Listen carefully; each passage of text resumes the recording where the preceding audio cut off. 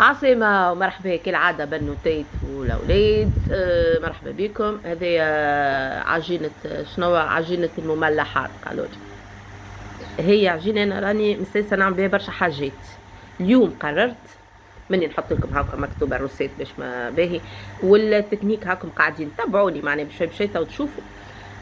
باش نعمل منه شوية كريبتين سوفلي، والبقية باش نعملها خبزة هكا في الطبق باش في الليل نتعشى به. هذايا كعيبتين سفلي باش للفطور، والخبز في الليل تعملوا معناها تعملوا مرق، تعملوا مقلي، تعملوا حاجة تعديوا به الخبز في الدار. ماشي معناها البات تصلح لبرشا حاجات. انا عملتها تو الحاجتين هذوما.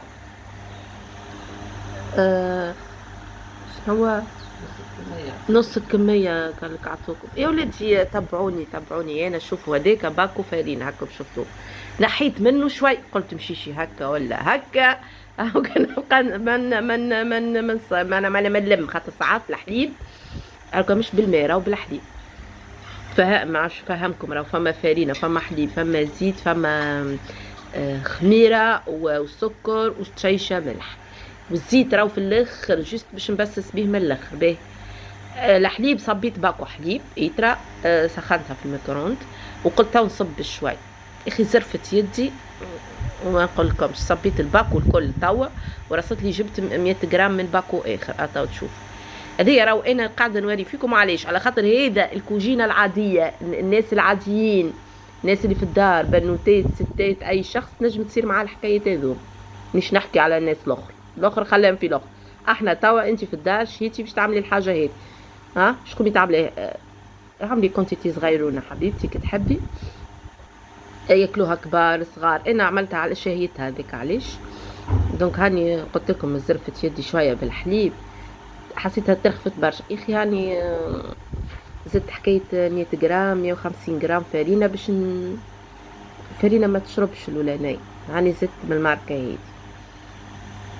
شنو قلت المكونات هذيك. انا نكيل بحفنتي زعما هما 4 معناها فنجان متاع التي، فنجان متاع قهوه نورمالمون زيت. كان تحبوا تكايلوا تقولوا فاطمه كل واحد ويده. انا هاكا حاولت نكاكلي نعجنها باش تجي مبسه، والله جات بنينه هي. راهو ما مش تكون واضحه. جست انا توريتوها باش نخليها تخمر، خليتها لبرا. وتوا هاني جبت كتبقى خرجت منها الهواء نعجنها هكا شويه. هكا القصه نتاعي انا ديك على حسب يديكم انتوما تقرصوها. هذوك ماكم كعبتين خليتهم غادي، وهذيك باش تتحل في الطبق هذا ونعملها خبز. تجي خبزه نتاع الدار راهو طريه وتبارك الله عليها. تجي هاكم الزوز في الكوشه معناها ما تحيروش. وتنجموا تعملوا هكا، خاصة يجي قلت ملي عنده صغار يزمو يتعلم هكا يخدم مخه شويه. تو كعبتين السفليه ذوكم نجموا هما جاو كبار شويه نجم تقسموهم معناها كل كعبه على زوز زلزي راهم ماهي. انا حليت هكاكا من بعد زيد حليتها راهو الخبزه مش قعدت هكاكا. هذوكم الكعبات السفلي حليتهم باش نحطها باش نقول انا عندي كالعاده شويه سليطه مشوي نضيفه. دونك عندي هريسه وسلطه وطن وزيتون وجبن. انا مشيت نعمل هكا. نتوما عندكم سكالوب تريشو، عندكم دجاج مثلا صدر دجاج طيبوا ترتشو قلتومي وتحطوا. لكم الاختيار في نجي نحكي وما يجوا يقولوا لي حاجه شنيا. خلي يحطوا شويه مرقيز، اذا يجيبوا لي في الافكار اللي انا الحمى فروم شي كل واحد يشتي. لا بصراحه انا الحقيقه ديما هكا من عشاق الطن والدجاج والسكالوب. حاجات اخرى الحقيقه مازلت ما جربتش. هذه الكعبه الاولانيه كالعاده لسي فارس فيها برشا هريسه كمغاره غرفه هريسه برشا. السلطه راهي حاره، انتوما تنجموا تنقصوا باهي. هيك دورت لي سهله راه ماهيش صعيبه. جست هاو الصحفه هذه اللي من هنا فيها شويه حليب وعظمه مركوزين في بعضهم باش تعملوا من فوق لا محمد رسول الله. وباش نرش شويه فيح وراهو قبل ما ندخلوها سفلي للفور نعملوها هكايا بالفرشيطه شوي ماشي باش الجبن يلقى ما كان فما هكا باش تطيب زاده من داخل. والله الفور الحقيقه ما نعرفش كل واحد وفوره الحقيقه، كل واحد والفور نتاعو، معناها عينك ميزانك. ماشي حبيبتي. 200 قالوا لي سخانه، 200 سخانه وانا على خاطرني مش طيب الزوز قعدت ساعه، اما انتم تنجموا كان طيبوا حاجه واحده شويه اقل معناها. هذه دبارة بالنسبة لي أنا أسهل ما يكون. طو عندي كسلاطة، عندي طرف تن باهي، معناها كي تفضل حاجة ما تلوحوهاش، نعمة ربي نحاولوا نستغلوا شوية الأمور، ما نبذروش، نستغلوا الفلوس في حاجات أخرى زعما. واش باش نقول آخر؟ والله هذيا أنا ما فكرتي هكايا جت.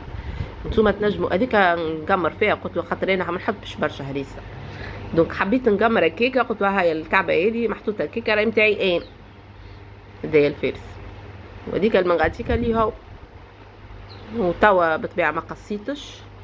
هذوك من الخبز مشاوي يطيبوا. وعندي هكا طماطم اللي شيحتها، قصيتها وشيحتها.